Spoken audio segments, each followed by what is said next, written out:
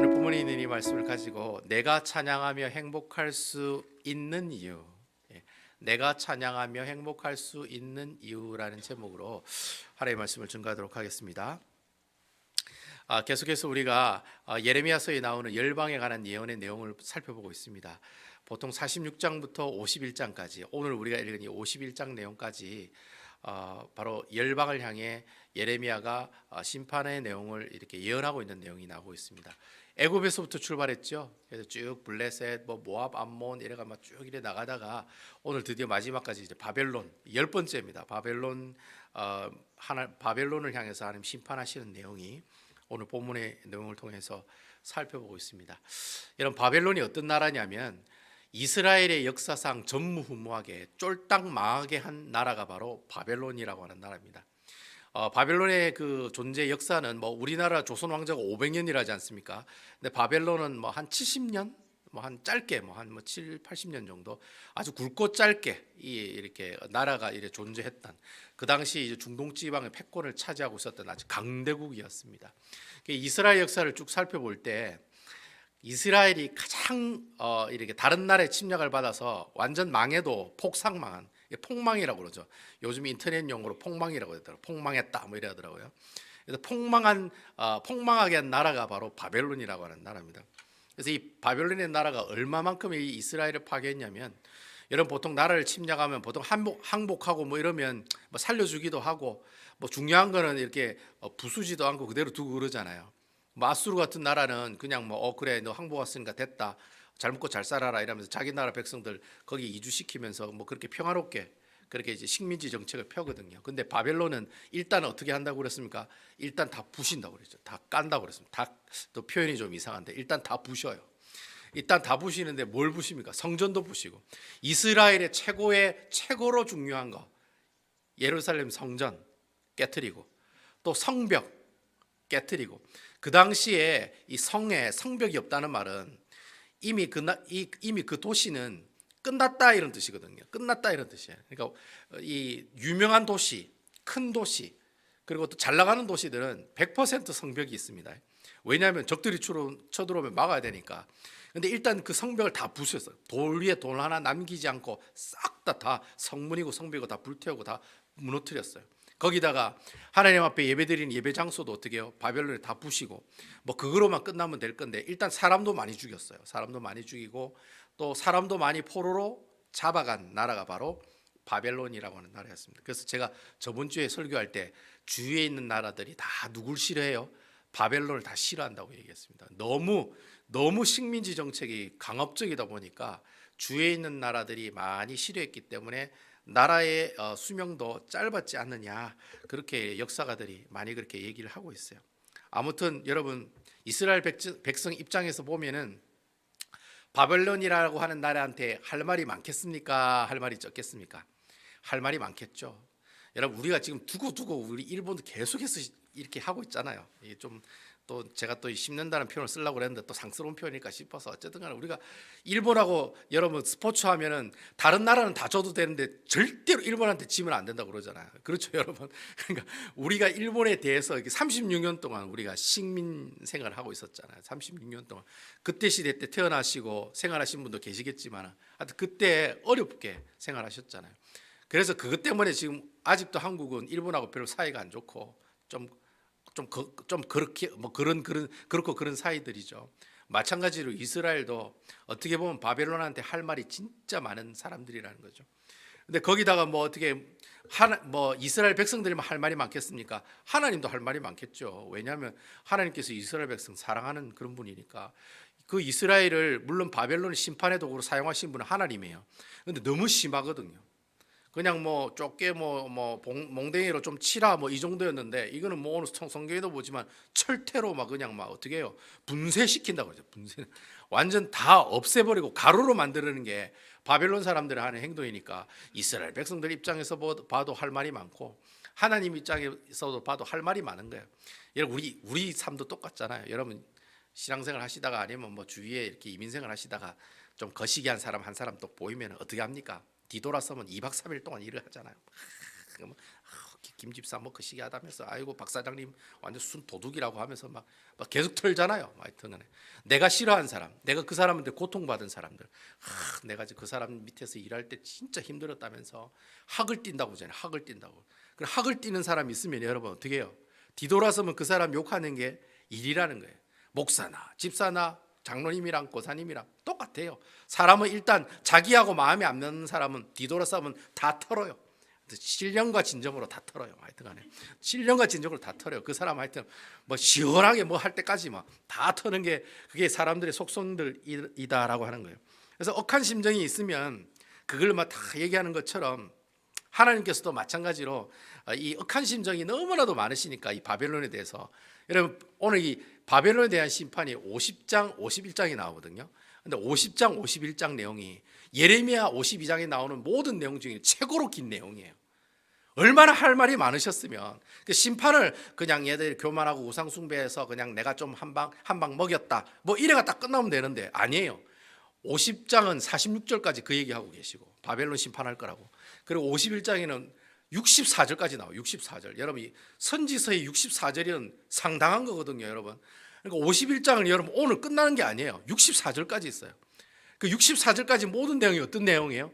다 바벨론 망한다는 얘기예요. 바벨론 망할 거야. 바벨론 심판받아. 바벨론 다 황폐할 거야. 바벨론 네가 이스라엘 백성들 한 것처럼 똑같이 당할 거야. 그 얘기밖에 없어요. 머리부터 발끝까지 다 바벨론 망한다는 얘기밖에 안 나와요. 근데 여러분 재밌는 것은 오늘 성경의 내용을 보면은 오늘 그 15절 우리가 읽었더니 15절부터 19절까지 내용은요. 그 망한다는 얘기 가운데서 망한다는 얘기가 유일하게 안 나오는 구절이 바로 저희들이 오늘 읽은 본문 구절 내용이에요. 15절부터 19절까지. 이제 20절부터 24절까지는 또 계속 또 망한다는 얘기가 나오거든요. 15절부터 19절까지 내용은 무조건 망한다는 그 내용 중에 망한다는 얘기가 한마디도 안 나오는 내용이 나와요. 그 내용이. 그래서 너무 독특한 성경이라는 거죠. 다른 내용은 다 망한다고 되어 있는데 이 내용은 망하는 것이 아니라 오히려 하나님을 찬양합니다라는 내용이 나와요. 그러니까 뭐 하여튼 바벨론이 심판받는 걸 찬양합니다. 뭐 이스라엘이 하나님 앞에 죄악 가운데 있는 걸 찬양합니다. 하여튼 무슨 찬양한다는 내용이 오늘 본문의 내용을 통해 나온다라고 하는 거죠. 그래서 이 내용이 아주 이 바벨론 심판 50장과 51장 내용 중에 햄버거에 제일 중요한 게 뭡니까, 여러분? 토마토? 아니면 야채? 예, 햄이죠. 미트죠. 안에 고기죠, 고기. 예, 햄버거의 가장 핵심은 고기거든요. 우리나라 사람은 고기에 포커스를 안 맞추고 빵 크기에 포커스를 맞추더라고요. 빵 크기가 작으면은 아이고 이게 무슨 햄버거고 막 이렇게 얘기하고 그렇잖아요. 일단 빵 크기가 커야 돼. 한국 사람은 빵 크기가 크고 또 안에 있는 그 미트도 커야 돼요. 그죠? 그래서 여러분 이 햄버거의 안에 있는 고기와 같은 내용이 오늘 본문에 나오는 내용이라는 거죠. 제가 이것을 설명하기 전에 간단히 여러분들에게 성경에 나오는 내용을 한번 설명해 볼 필요가 있을 것 같아요. 왜냐하면 그 내용이랑 오늘 제가 말씀드리는 이 햄버거 안에 있는 고기와도 같은 그런 내용을 설명하기 위해서는 이 내용을 좀 설명해야 될 것 같아요. 하나님께서 여러분 구약 성경을 읽어보시면 주로 많이 나오는 나라가 어떤 나라입니까? 이스라엘입니다. 이스라엘. 그죠? 이스라엘입니다. 물론 창세기에 보면은 사람에 관한 내용이 나와요. 아브라함부터 이삭, 야곱, 요셉. 요셉이 땅 죽으면 창세기가 끝나거든요. 출애굽부터는 또 모세가 나와요. 근데 모세가 나오는 그때부터 이제 이스라엘 백성들이 나와요. 그죠? 그래서 이제 출애굽 때 보면 이스라엘 백성들이 시내산에서 십계명을 받고 그때부터 많은 이스라엘의 역사학자들이 얘기하기를 이스라엘이라는 나라가 언제부터 시작되었느냐, 시내산에서 십계명 받았을 때부터 시작했다 그렇게 얘기합니다. 그렇게 얘기하는 학자들이 많아요. 일단 뭐 십계명이 뭐 법이잖아요. 법도 있고 백성도 있고 땅만 이제 있으면 되니까 일단 그 시대 때가 우리가 이스라엘이 시작된 시작이라 보면은 하나님께 그 수많은 민족들 가운데 이스라엘을 딱 집어가지고 그 이스라엘 민족에 관한 얘기가 쫙 나와요. 구약 성경에. 하나님께서 왜 이스라엘 백성들을 선택하셨을까요? 선택한 이유가 뭘까요? 왜 다른 민족을 선택할 수도 있잖아요. 뭐 바벨론 민족을 선택할 수도 있고 가나안 족속들을 선택할 수도 있고 그죠? 그리고 모압 족속을 선택할 수도 있고 암몬 족속, 뭐 모압, 암몬은 다 친척들이고 에돔은 또 야곱이 형이니까 완전 직계손이잖아요. 원래는 야곱이 그 장자권을 뺏어갔지만 어쨌든 여러분 에돔 족속도 선택할 수도 있는데도 불구하고 하나님께서 야곱 족속 즉 이스라엘 백성들을 선택하시거든요. 하나님께서 이스라엘 백성을 선택한 그 이유가 뭐냐면은 그 이유는 죄를 지은 이스라엘 백성들을 구원하시기 위해서 한 족속을 지정했다라는 거예요.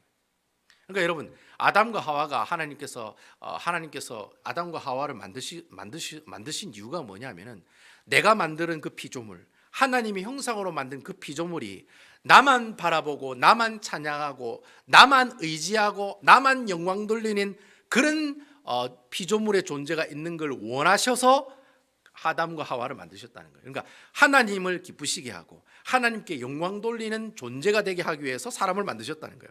근데 그 사람들이 만들어졌는데 그 사람들이 나중에 어떻게 해요?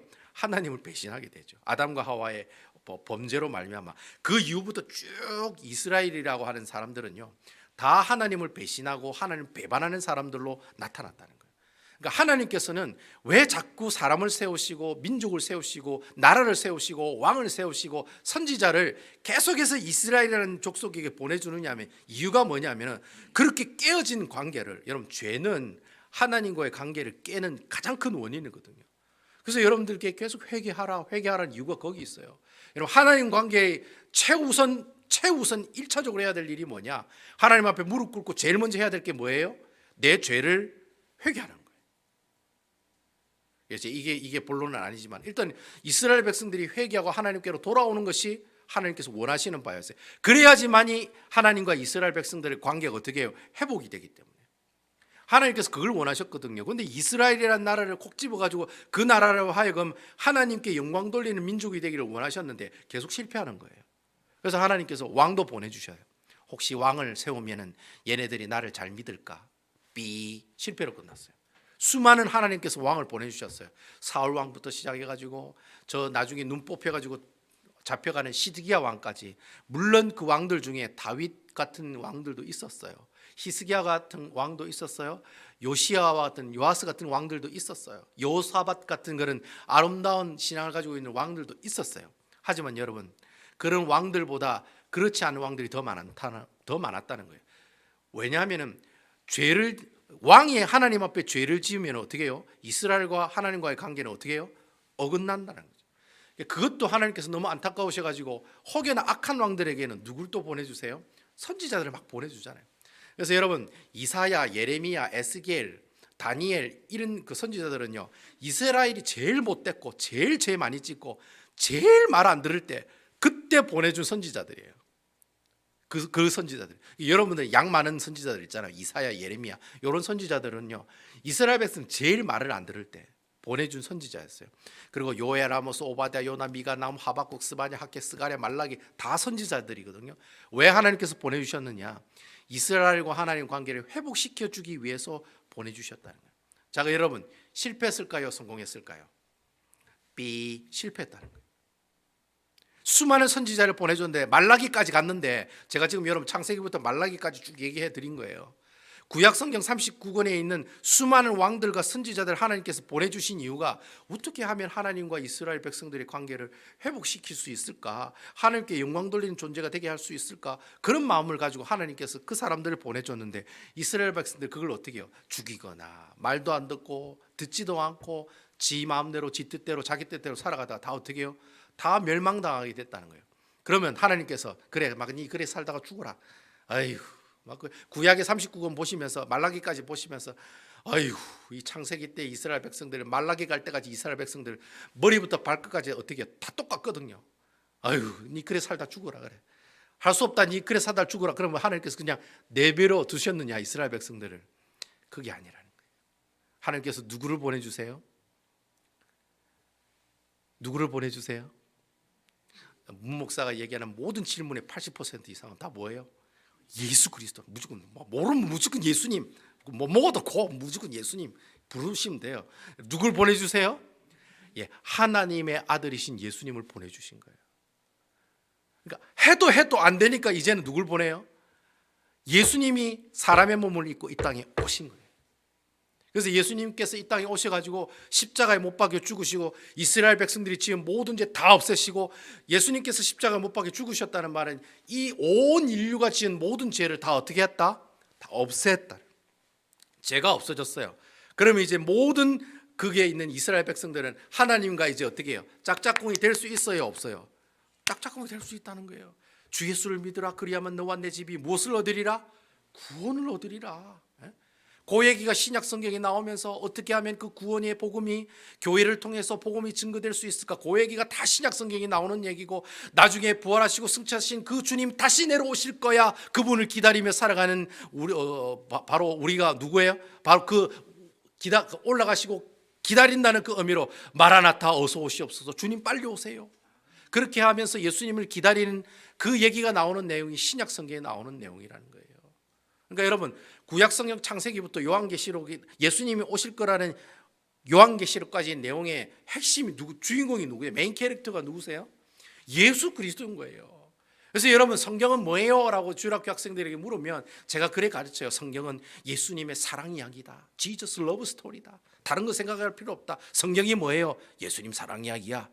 니를 위해서 이 땅에 구약의 창세기부터 시작해가지고 요한계시록까지 니를 위해서 이 땅에 오신 그 내용을 기록한 사랑 이야기가 바로 성경이야. 여러분, 제가 지금 여러분들에게 구약의 창세기부터 요한계시록 66권까지 제가 쫙 여러분들에게 읊어드린 거예요. 이거 비싼 강의인데 이거 여러분들에게 우리 교회 성도이기 때문에 제가 아주 짧은 기간에 성경 66권이 뭐야? 라고 물을 때 예수님의 사랑 이야기야. 이스라엘 백성들을 찍으셔서 그 사람들을 세우고 그 사람들을 구원시키기 위해서 애를 쓰셨지만은, 수많은 선지자를 위해서 보내시고 구원을 하려고 노력을 했지만은 다 실패로 끝났어. 결국에는 예수님이 어떻게 해요? 사람의 몸을 입고 이 땅에 오셔야만 했다. 그리고 그 오신 그 예수님을 수많은 백성들에게 전해야 돼. 누가 오실 때까지? 그분이 다시 오실 때까지. 그러면서 사도행전을 계속 쓰고 있는 분들이 바로 누구세요? 여러분들이라는 거예요. 내가 이 땅에서 잘 먹고 잘 살라고 이민 오신 게 아니라 뭐예요? 하나님의 복음을 주위에 있는 사람들이 한 명이라고도 증거해서 그들이 구원받고 하나님 나라의 백성이 되게 하는 게 여러분들이 일이라는 거예요. 그 얘기가 성경 66권 안에 나와 있다는 거예요. 아니 목사님, 오늘따라 왜 갑자기 그렇게 강의 같은 그런 내용을 하십니까? 이유가 다 있어요, 여러분. 제가 왜 이런 얘기를 했냐면은 오늘 여러분 읽은 이 15절부터 19절까지 내용이 제가 여러분들에게 정확하게 읊어드렸던 이 구약 66권의 내용이 다 안에 포함되어 있는 내용이라는 거예요. 그 내용을 바벨론 심판이 있다는 그 가운데 맛있는 햄과 미트가 그 있는 것처럼, 그 햄버거 미트가 그 중간에 있는 것처럼 바로 그런 내용이 딱 바벨론 심판 중간 안에 딱 나온다는 거예요. 이게 하나님께서 진짜 하고 싶었던 내용이 그거예요. 그게 바로 15절에서부터 19절까지 나오는 내용이라는 거죠. 15절 그 내용을 한번 보자는 거예요. 여러분 15절 한번 보십시오. 15절을 보시면 여호와께서 그의 능력으로 땅을 지으셨고 그의 지혜로 세계를 세우셨고 그의 명철로 하늘들을 퍼셨다.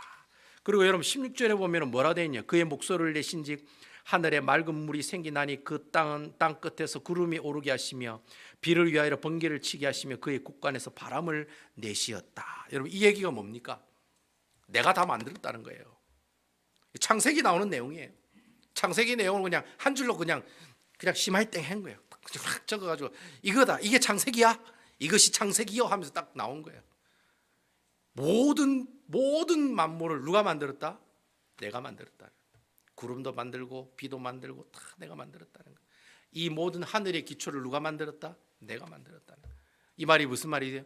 이 모든 세상 만물의 주인공이 누구예요? 내라는 건데, 네가 아니고, 죄송한데 여러분들이 아니고 누구예요? 하나님이라는, 하나님. 내가 너를 만든 나다 말이야. 그 얘기를 지금 15절에 하고 있다는 거예요. 그리고 여러분 계속해서 우리 17절 한번 보세요. 17절에 뭐라고 되어 있습니까? 사람마다 어리석고 무식하도다. 금장색마다 자기 만든 산상으로 말미암아 수치를 당하나니 이는 그 부호 만든 우상 거짓이요 그 속에 생기가 없음이라. 여러분 하나님께서 피조물들을 만드실 때 또 사람에게 하나님의 형상으로 생기를 불어넣어 만들었잖아요. 생기를 부어로 넣어서 만든 그 피조물이 하나님께 영광을 돌리고 살아가는 건 당연하다는 거예요. 근데 여러분 사람이 어떻게 살았다는 오늘 성경의 말씀에 되어 있습니까? 어리석도 무식하도다. 금장색마다 자기가 만든 신상으로 말미암아 수치를 당한다. 우상을 만들고 죄를 짓고 살아가게 됐다. 이것도 창세기에 나오는 말씀이에요. 너희들이 죄를 짓고 살아가고 있다. 그 창세기에 있는 말씀이 아니라 구약 성경에 나오는 모든 내용들이 다 그렇잖아요. 이스라엘 백성들이 우상 만들고, 여러분 열나라 심판할 때 공통된 특징이 뭡니까? 네 우상 숭배해서 내가 심판한다, 교만해서 심판한다, 그거 끝이잖아요. 이스라엘 백성들이 그리 살았잖아요. 하나님께서는 이스라엘 백성들이랑 짝짝꿍하면서 살기를 원하시는데 이스라엘 백성들이 그걸 원치 않고 자꾸 하나님과 멀어지고 우상을 만들고 교만한 마음으로 하나님과 멀어지는 삶을 살았다. 그 얘기가 지금 17절 말씀을 통해서 우리 얘기해 주고 있다는 거예요. 하나님께서 창조하시고 하나님이 주인이신데, 그래서 하나님이 여러분들하고 교통하고 소통하기를 원하시는데 여러분들은 어때요? 주님 안녕히 계세요, 오늘 예배드리고 오늘 예배당에서만 그냥 가만히 계세요, 주일날 밖에 나가서 내 마음대로 살게요 하고 그냥 나가시는 거예요. 그리고 예배당 밖에는 하나님이 안 계시는 거예요. 오직 예배당 안에만 하나님이 계신다고 생각하고 예배당 밖에는 절대로 하나님 계시지 않아. 그러니까 내 마음대로 사기치고 거짓말하고 삥딱치고 살아가겠다. 그게 이스라엘 백성들의 삶의 모습들이고 구약 성경에 나오는 모든 이스라엘 백성들의 삶의 실상이었다는 거예요. 그 얘기를 한 구절을 가지고 다 얘기하고 있는 거예요. 그런데 너희가 어떻게 살았니? 죄 짓고 살았지 않았니? 그 얘기를 지금 하고 있는 거예요. 그리고 여러분 그 뒤에 나오는 18절에 말, 그러면 이스라엘 백성들이 이렇게 죄 짓고 살아가니까 어떻게 하셨느냐? 이제 하나님 하신 일이 나오겠죠. 18절 말씀에 보시면 그들은 헛된 것이니 조롱거리이니 징벌하시는 때에 멸망할 것이 아니냐. 결국 여러분 이스라엘 백성들, 구약에 있는 이스라엘 백성들이 그렇게 하나님 말 안 듣고 그렇게 하나님 말 안 들으니까 누구를 보내요? 선지자를 보내가지고 어떻게 해요? 때리잖아요. 하나님께서 징벌하시잖아요. 아수르를 진노의 막대기라고 하시고 바벨론을 뭐라고 하세요? 철퇴라고 하죠. 철퇴가 막 분쇄한다고 그러잖아요. 다 박살낸다고 그러잖아요. 바벨론이라는 나라와 아수르를 일으켜가지고 이스라엘 백성들을 막 몽둥이를 땜질을 하는 거예요. 말을 안 들으니까. 그렇게 하나님께서 심판하시는 내용이 어때요? 구약 성경에 그로 심판하시는 내용들이 다 나온다는 거예요. 왜 하나님께서 심판하시느냐? 이유가 뭐냐? 돌아오라는 거예요. 사랑의 매라는 거예요. 자녀들이 잘못해가지고 부모가 몽둥이 들고 때리면 경찰서에 잡혀가지만 미국에서는 일단 여러분 자식을 때리면 어떻게 해요? 그 때리는 게 네 죽으라 그래, 내 진짜 네 죽고 내 죽자 한번 하고 그런 마음을 가지고 부모가 몽둥이를 때립니까? 아니잖아요. 잘 되라고 때려요. 잘 되라고. 예? 어느 부모가 말이죠, 그래 넌 죽일 거야, 나 살인자 될 거야 하면서 자식을 패고 죽이는 부모가 어디 있겠습니까? 그런 사람은 부모가 아니죠. 그 아버지께서, 그 하나님께서도 이스라엘 백성들 자녀 말 안 듣는 자녀로 보시고 몽둥이로 때리시고 철퇴로 막 이렇게 분쇄시키시는 거예요. 돌아오라고, 회복하게 하라고, 그런 얘기를 18절 말씀까지 하고 계신다. 그러면서 이제 핵심 엑기스 내용이 19절의 말씀에 나와요. 그래, 하나님께서 그렇게 우리에게 징계하시고 심판하셨는데 하면서 여러분 19절 한번 내숭에 한번 보십시오. 19절에 그렇게 얘기하고 있습니다. 야곱의 분깃은 그와 같지 아니하시니 그는 만물을 지으신 분이요 이스라엘은 그의 소유인 지파라. 그의 이름은 만군의 여호와시니라. 이 찬양하는 한 소절이거든요. 여러분 보시기에 이게 뭐 찬양이 아니라는데 이 구절 자체가 하나님께 찬양을 드리는, 그의 이름은 여호와 하나님이십니다, 그런 내용이에요. 그런 분위기가 있는 한 줄의 글이에요. 여러분 오늘 본문에 나오는 이 분깃이라는 게 뭐냐면 유산이에요. 유산. 여러분 아버님 어머님이 재산이 많으시면 그 집 한 채 물려받는 것도 얼마나 기분이 좋습니까? 저는 뭐 그런 기분을 저는 모릅니다만 막 하나도 받은 게 없어가지고 뭐 집 한 채로도 받으면 그 감사하죠. 집문서 땅문서라도 받으면 감사할 일 아닙니까?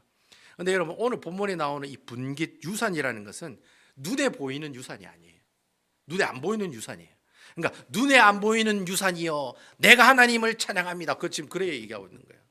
그럼 눈에 안 보이는 그 유산이 무슨 유산이냐? 여러분 오늘 얘기를 쭉 읽어보니까 그렇네요. 그는 만물을 지으신 분이요 이스라엘은 그의 소유인 지파라. 그의 이름 만군의 여호와시니라. 그러니까 지금 이 예레미야가 말하고 있는 이 야곱의 분깃은 이 야곱이 받은 그 유산이 뭐냐? 자기 아버지가 이삭이잖아요. 뭐 이삭이 뭐 우물에 관련된 얘기가 많으니까 이삭이 뭐 우물을 주고, 우물을 줬단 말은 그 당시에 뭐 빌딩 한 채를 줬단 말하고 똑같은 말이거든요. 뭐 이삭이 뭐 우물을 뭐 야곱에게 줬다.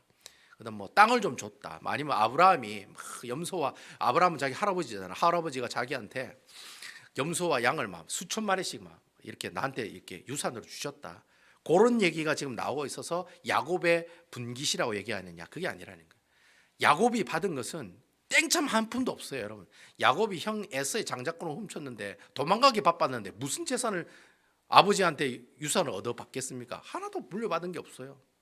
야곱이 물려받은 유산은 없어요. 그런데 야곱의 분깃이라고 얘기하고 있는 이 유산이 무슨 유산이냐? 바로 여호와 하나님의 이름이라고 하는 유산이라. 그거예요. 아브라함, 할아버지인 아브라함이 믿었던 그 하나님이 내 하나님이라는 거예요. 내가 믿고 있는 그 아버지 이삭의 하나님이 누구 하나님이에요? 내 하나님이에요. 그게 재산이라는 거예요. 아브라함이 갈대우르에 있는 아브라함에게 가라, 내가 네게 지시할 땅으로 가라, 무조건 가라, 내가 너와 함께 할게, 가라. 하늘에 있는 별과 같이 땅 위에 모래에 있는 그 모래수처럼 내가 이스라엘 백성들 네 자손을 많게 해주겠다. 그거 믿고 가라. 그거 믿고 간 그 믿음을 가지고 있는 그 아브라함의 믿음, 그 아브라함을 믿었던 그 하나님, 신뢰했던 그 하나님을 유산으로 야곱이 받았다는 거예요. 이삭도 마찬가지예요, 여러분. 이삭도 그의 삶이 평범한 삶이 아니었어요. 항상 하나님께 순종하는 사람이었어요. 환경에 순종하는 사람이었어요. 내가 우물을 팠다가 야 임마 이거 우물 내 거야, 너 나가. 그러면 어떻게 해요? 그냥 또 나가요. 또 우물 파면 또 우물 나오거든요, 하나님 은혜로. 그럼 또 누가 와가지고 이 내 거야, 너 가. 그럼 또 놔두고 또 가요. 부딪히지 않고 계속해서 우물을 팠을 때 하나님께서 내가 가라고 순종했을 때마다 이삭이 순종하거든요. 그때 순종했던 그 하나님을 야곱이 뭘로 받아요? 유산으로 받았다는.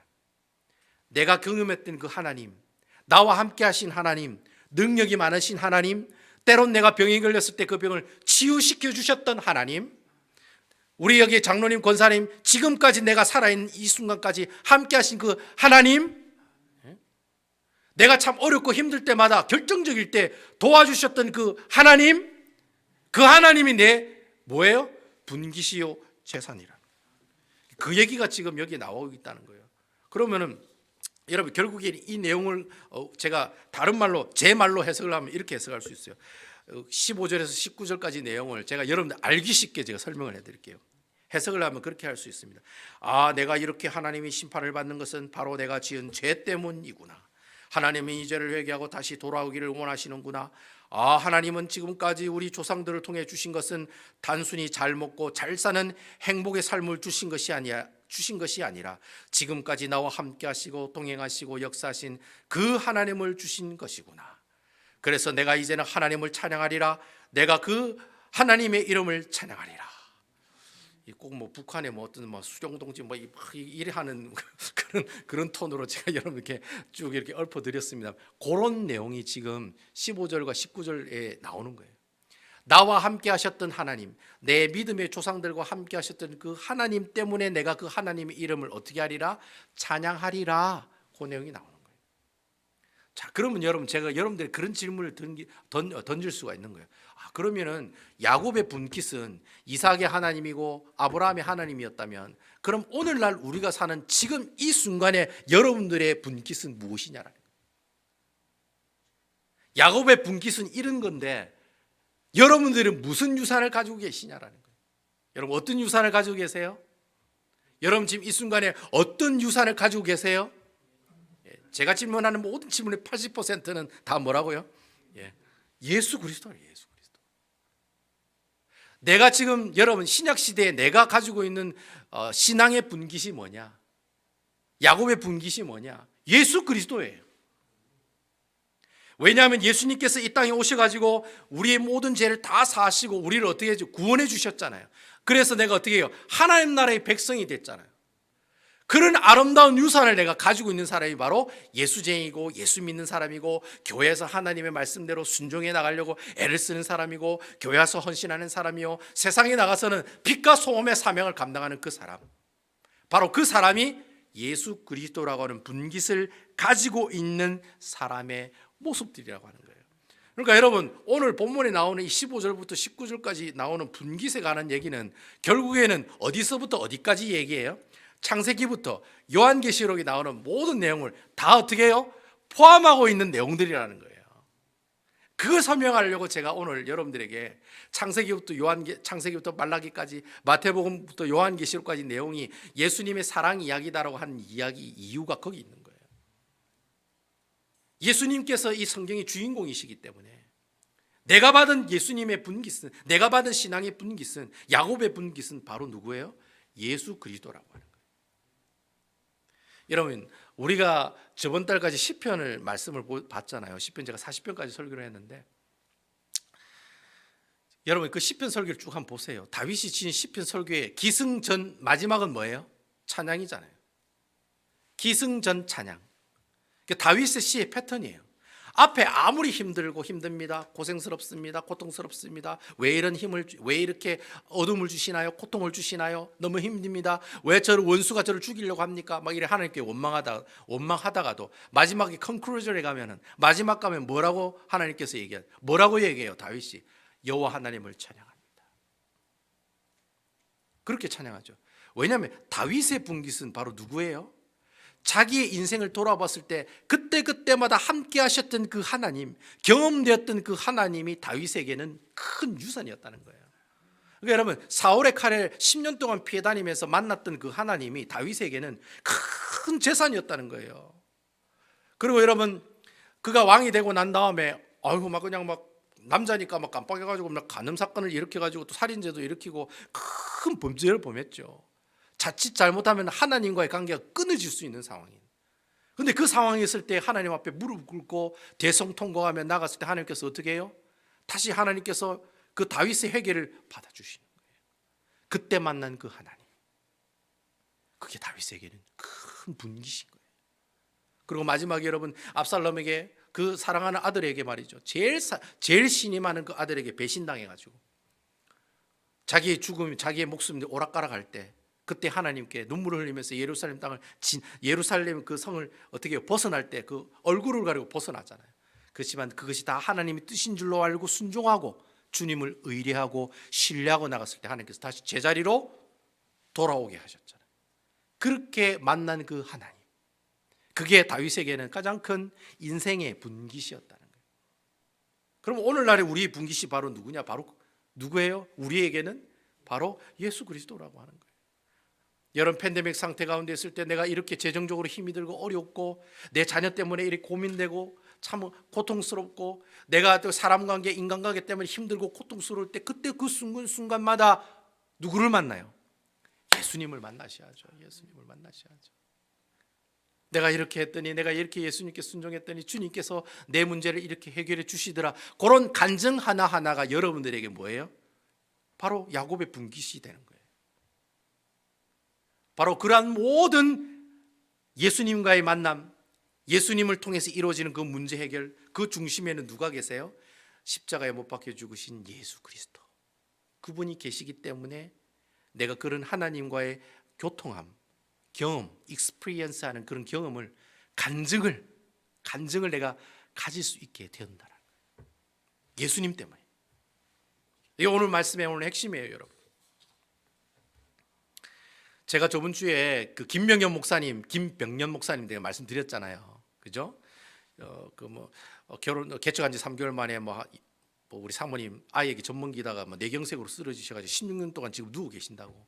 병간호하다가 사모님 다리 따뜻하게 해준다고 담요 올렸는데 담요 타가지고 다리를 어떻게, 하나를 절단하고 하나는 불구로 사용하지도 못하고 일어나지도 못하시는데 그 일까지 있으니까 엎친 데 덮친 거잖아요.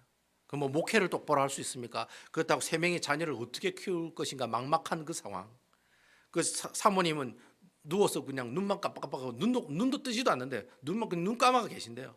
그래 있는 상황에 매일 저녁마다 기저귀 3개씩 갈고 잠도 잘 못 주무시고 그런 상황이 있을 때, 여러분, 김명현 목사님 간증할 때 제일 마지막에 그런 얘기를 하시더라고요. 제가 그대로 읽어드릴게요.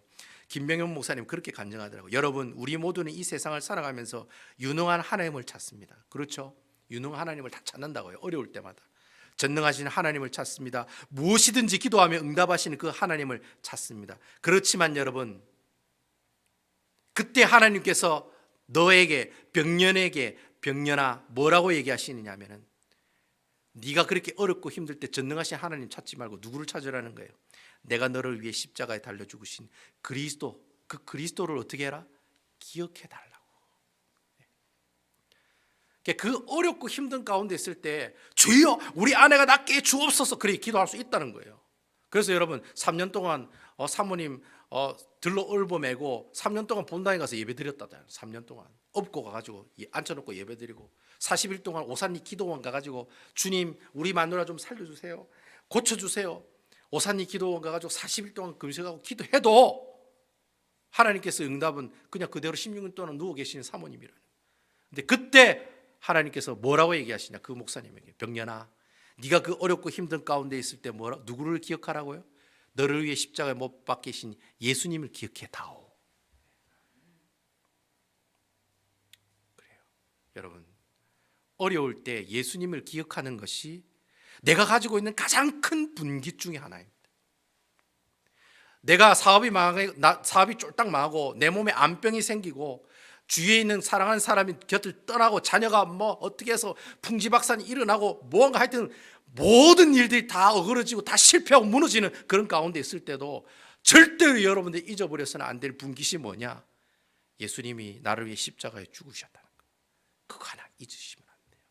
그걸 기억하고 계셔야지만이 16년 동안 누워있는 그 사모님이 병자 하나님으로 보이는 거예요. 그때 병자 하나님 보이는 거예요. 병년아, 네 부인이 병들어서 온 하나님이라고 보면 안 되겠니? 거기서 그때 우시더라고요. 그냥 네 16년 동안 누워있는 부인이 병든 하나님이라고 생각하면 안 되겠니? 그 하나님을 어떻게 버리겠어요, 여러분? 그 부인을 어떻게 버리겠어요? 병든 하나님이라고 생각해 달라는데, 예수님이라고 생각해 달라, 병들어서 온 예수님이라고 생각해 달라는데 그걸 어떻게 잊어버릴 수가 있겠어요? 그러면서 한 얘기가 그거예요. 어렵고 힘들 때 전능하신 하나님 찾는 것도 하나님 기뻐하시지만 뭐니 해도 기억해야 될 것은 바로 십자가에 못 박혀 죽으신 예수님이라는 거예요. 그러니까 여러분, 팬데믹이시고 어렵고 힘드시고 내 마음이 힘들고 혼란스럽고 그때마다 누구를 기억하세요? 예수님을 기억하세요. 예수님 나 때문에 십자가에 못 박혀 죽으셨지. 나 때문에 십자가 못 박혀 죽으셨지. 그거 생각하면은 어떻게 해요? 내가 가지고 있는 그 분깃으로 내가 어떻게 해요? 마지막 그 이름이 만군의 여호와 이름입니다 찬양하면서 끝난다는 거야. 내가 예수님을 기억하고 있으면 어떻게 해요? 내가 하나님의 이름으로 예수님을 기억하고 있으면 그때 그 순간부터 행복이 시작되는 거고, 그때 내 입을 통해 뭐가 나와요? 찬양이 나온다는 거예요. 전 여러분들 그러한 삶을 살아갔으면 좋겠어요. 저도 그런 삶을 살아가기를 원합니다. 소원합니다. 여러분들도 그러한 삶을 살아가시는 여러분 되시기를 주님의 이름으로 축원드리겠습니다. 예수님을 기억하십시오. 예수님을 바라보십시오. 그것이 여러분의 입술을 통해서 하나님을 찬양드리는 첫 출발점이 될 것입니다.